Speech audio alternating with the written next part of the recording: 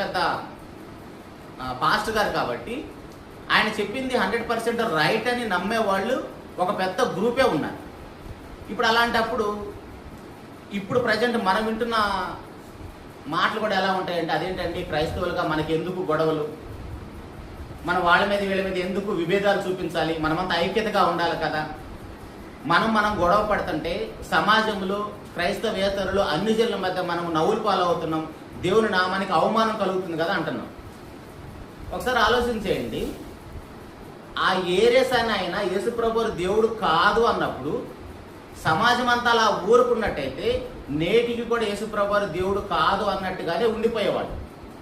కానీ అంత పెద్ద సమస్యని అతనేసేసాను ఆయన ఎదిరించి ఎలా మాట్లాడాడంటే, బైబిల్ ఆధారాలు తీసుకొని ఆయన 100% దేవుడని నిరూపణ చేశాడు.